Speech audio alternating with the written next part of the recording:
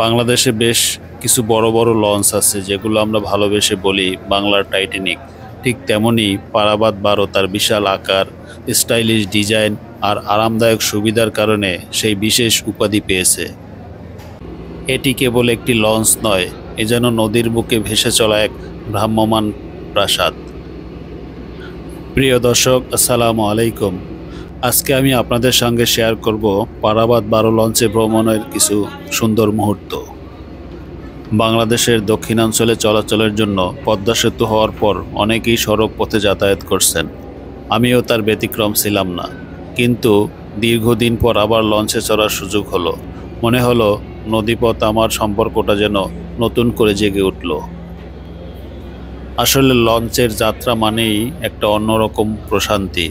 সময় হয়তো একটু বেশি লাগে, কিন্তু সেই শান্ত বাতাস, নদীর ঢেউয়ের মৃদু দোল আর পানির উপর ভেসে চলার অনুভূতি সব কিছু মিলিয়ে এক অসাধারণ অভিজ্ঞতা।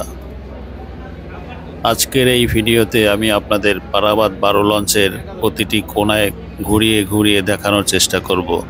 চলুন দেখে নেই ডেকের ওপেন স্পেস, আরামদায়ক কেবিন, ছাদের প্রশান্ত পরিবেশ আর বিশাল এই লঞ্চের বিভিন্ন অংশ। আমি ঠিক এই মুহূর্তে দাঁড়িয়ে আছি পারাবাত লঞ্চের শেষের অংশের ছাদের উপরে। এখান থেকে এই লঞ্চের বিশালতা কিছুটা হলেও অনুভব করা যায়। এই লঞ্চটি বাংলাদেশের অন্যতম বৃহৎ ও বিলাসবহুল যাত্রীবাহী নৌযান। এর দৈর্ঘ্য ও প্রস্থ সম্পর্কে বিভিন্ন সূত্রে কিছু ভিন্ন তথ্য পাওয়া যায়, তবে ধারণা করা যায় এর দৈর্ঘ্য 296 ফুট থেকে 312 ফুট এবং এর প্রস্থ 48 ফুট থেকে 52 ফুট। এই ভিন্নতার কারণ হতে পারে লঞ্চটির বিভিন্ন সংস্করণ এবং পরিমাপের পদ্ধতির পার্থক্য। লঞ্চটি 4 তলা বিশিষ্ট এবং এতে রয়েছে আধুনিক সুযোগ সুবিধা, যেমন শীতাতপ নিয়ন্ত্রিত cabin, LED TV, fast food cafe, medicine corner এবং উন্নত নিরাপত্তা ব্যবস্থা।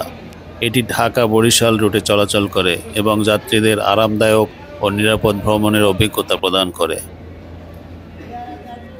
বাংলাদেশের নদীপথে যাতায়াতের ইতিহাসে কিছু লঞ্চ আছে যেগুলো কেবল যানবাহন নয়, বরং যাত্রীর মনে এক আলাদাভাবে ভালোবাসা গেঁথে দিয়েছে।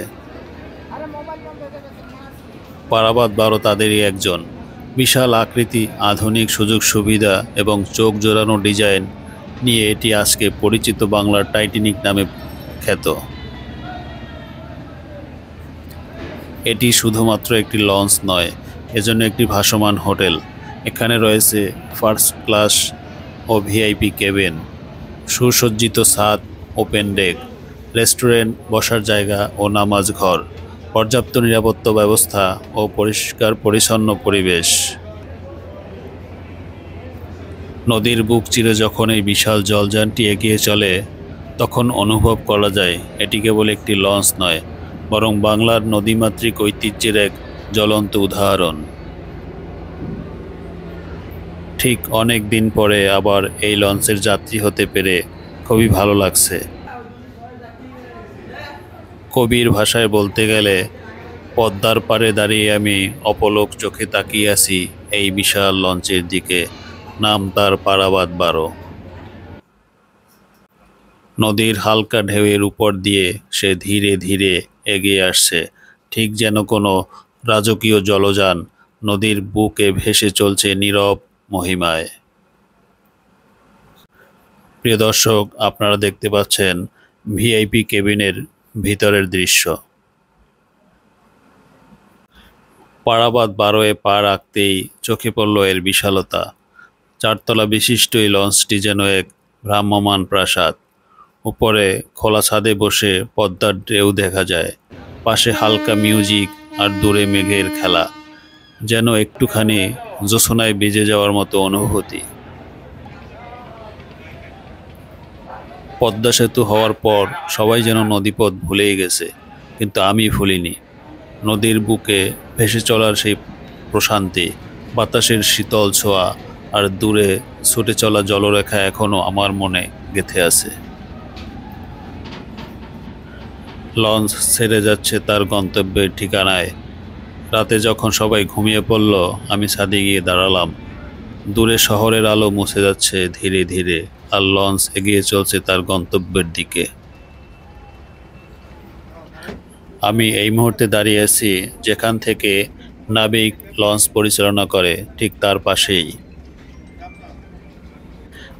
লঞ্চ যখন গভীর নদীতে প্রবেশ করে তখন রাডারের মাধ্যমে তারা নিয়ন্ত্রণ করে। প্রথম দিকে আমরা যখন লঞ্চে চলাফেরা করতাম তখন দেখতাম এখানে নাবিকরা বিশাল আকৃতির একটি হুইল ধরে তারা লঞ্চ পরিচালনা করত, কিন্তু বর্তমানে এখন অটো সিস্টেমের কারণে হুইলের ব্যবহার বন্ধ হয়ে গিয়েছে। প্রিয় দর্শক, আপনারা দেখতে পাচ্ছেন রাতের বুড়িগঙ্গার লাইটিংয়ের অপরূপ দৃশ্য। বাংলাদেশের সদরঘাট একটি ঐতিহ্যবাহী ঘাট।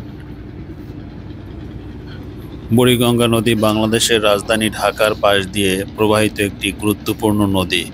এর নামের অর্থ পুরাতন গঙ্গা, যা ইঙ্গিত করে যে এটি একসময় গঙ্গা নদীর একটি শাখা ছিল। এই নদীটি ঢাকার পশ্চিম ও দক্ষিণ সীমানা গঠন করে। এর দৈর্ঘ্য প্রায় 18 কিলোমিটার এবং গড় প্রস্থ প্রায় 400 মিটার। নদীটি ধলেশ্বরী নদী থেকে উৎপন্ন হয়ে ঢাকার পাশ দিয়ে প্রবাহিত হয় এবং নারায়ণগঞ্জের ফতুল্লার কাছে আবার ধলেশ্বরীতে মিশে যায়।